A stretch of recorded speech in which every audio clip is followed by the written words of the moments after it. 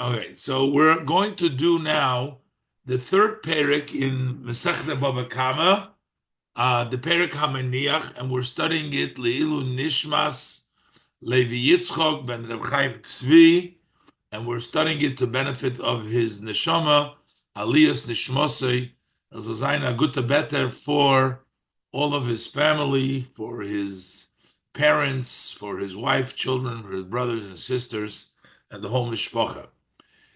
Mishnah Aleph. Hamaniach es hakad b'rishus harabim. Here we're dealing with the situation a person is responsible for damages that he puts out in the public domain. So a person he places a kad, a jug, in the public domain. And what happens is uba achar v'niskal ba'u shvara. Another person bumps into it, he trips over it, and he breaks the other one's jug. Now, here we have two sides. The issue is this guy says, the one who owns the card says to the guy who tripped on his card and broke it, he said, you should watch where you're going. You're going. Uh, why didn't you look where you're going? If you broke it, you're responsible. The other person tells him, look, this is a public place. Don't put your uh, jugs in the middle of the place and somebody's going to break it. That's your problem because you shouldn't put it there. So the Mishnah rules, like the owner of the card, the Mishnah says, potter, that the person that broke his jug is exempt for paying for the other person's jug. Why? Because people don't pay attention. People walk and they something is under their feet. They don't look and therefore they'll be exempt. As the Bartanura explains, Hamaniach Sakad Vishovra Potur. So he says, Lifi She'ein Derech B'nei Odom Lihizboinen Bidrochim. It's not the usual way. People don't look in on the road when they're walking. They're not responsible if they break something while they're walking. On the other hand, the person that placed that card in the Rishus Harabim would be responsible because you put a stumbling block. So let's say the guy tripped and got hurt because of it. So then you had no right to put that jug in there and you'd have to pay. The im huzak bo bal hachovis chayiv beniskay. If the owner of the barrel of the Mishnah, the Gemara discusses there. He talks about a jug, and then he talks about a barrel. But in any case, for our purposes, for the idea, the owner of the barrel is chayav beniskay, is responsible for the damages of the person that tripped and got hurt.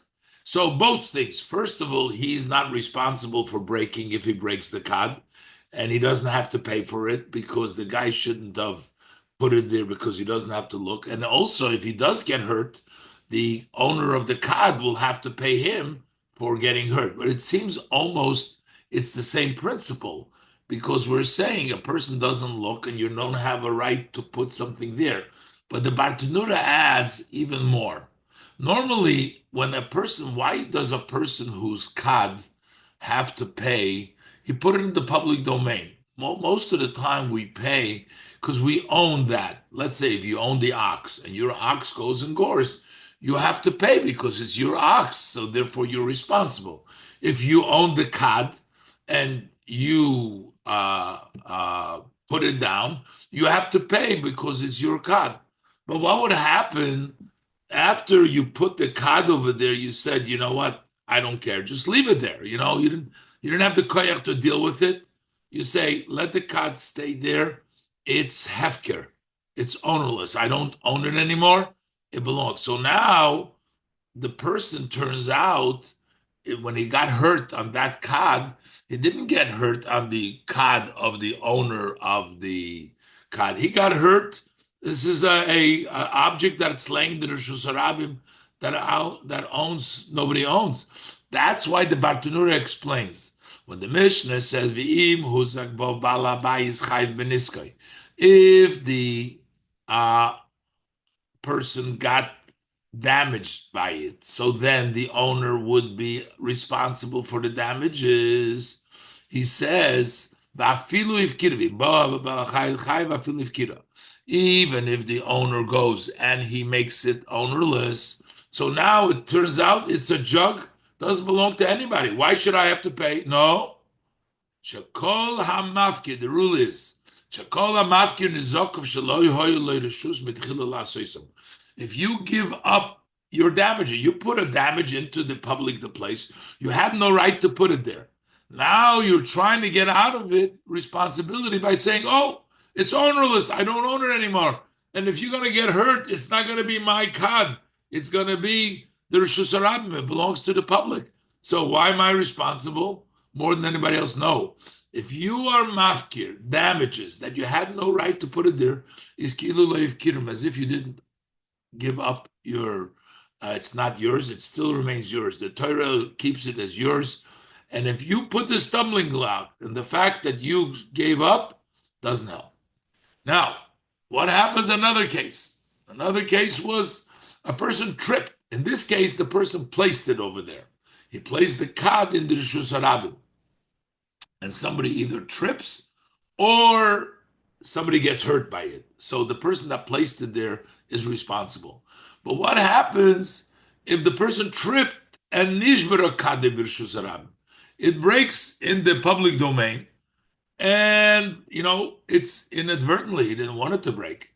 So, and what happens once the kad breaks? Now he created accidentally a damage in the public domain. Can he argue and say, "Oh, you know what? It's not my fault. It's an onus. It's something which it's a mishap. I'm not responsible. I tripped." No, no, no. If you trip, we say before, if a person places a damage and you break it or you get hurt by it, the person is responsible because you're not looking. But if you end up breaking your jug because you didn't look, then it's going to be your responsibility. If his jug was broken in the public domain, and one person slipped the water that ran out of the jug,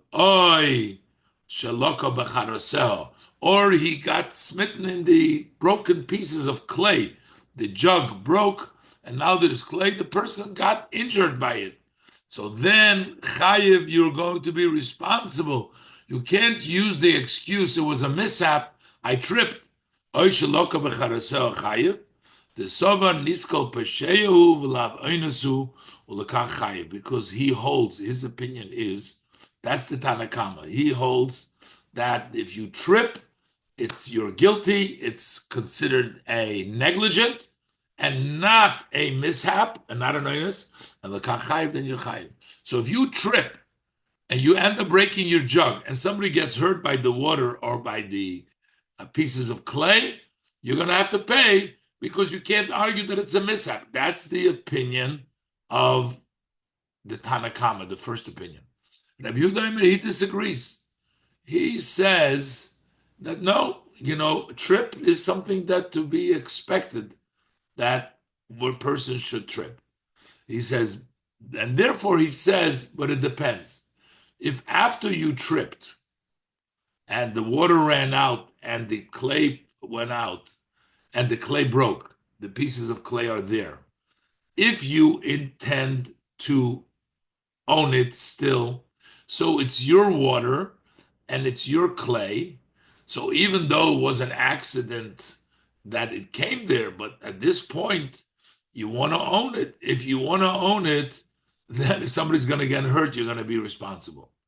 But if you figured it's broken, ownerless, according to Rabbi Yehuda, you're going to be potter. Rabbi Yehuda Omer, b'miskaven chayiv, b'eina miskaven potter. If you intend to own the water, you're trying to, I don't know how he's going to own it. Maybe it goes into a little bit of a groove, to a little pit where he can still collect it. I'm not sure. It's not talking about that it's just flowed away. I mean, how is he going to collect it? But probably talking about a situation where he can gather up the water.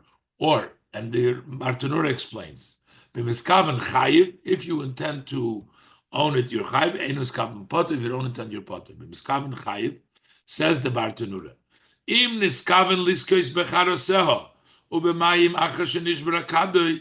If he has in mind to own, to be zoicha, to merit, to acquire it, the broken pieces and the water after it was broken, then chayiv bezekum, then you will be responsible with the hezek. Why? The havelei boyroi shehizik. Then it becomes your. We'll see later on. There's a boy b'shusarab, but this is your boy that has done damage. Why? Because you want it and you own it. Nobody else can take it away from you. It's still your. And since you still want it, you own it. It's your damage that did damage. The imlein is common liskois bahen, but if you did not have in mind to zecher, hoyil vi onusu. Since mainly he was a mishap, he tripped. The sovar niskala pesheyu, because Rabbi Yehuda holds if you trip, it's not negligent. Harecharosim v'amayim hefker l'achar shenenas. So then these pieces of clay and the water become ownerless after there was a mishap. Ulefikoch potter, and that's why you're potter. V'aloche Rabbi Yehuda, the niska lap pesheyu. The aloch is like Rabbi Yehuda that when you trip, you're not considered to be negligent. So it's not going to be that tripping is not ma'achar the onusu v'leiniskaven liskes b'charasir b'mayim. Since it was a mishap and he had not in mind to merit the clay pieces and the water, havekilu lahoyim oilum shaloi, as if they were never his. This is hefker upotter on this game will be potter the nezokim on the damages. If we learned, if you owned it and it came through a mishap and then it becomes ownerless, so then you're exempt from the damages. But we learned before, you can't get rid of damages by making it ownerless. You always take responsibility for it.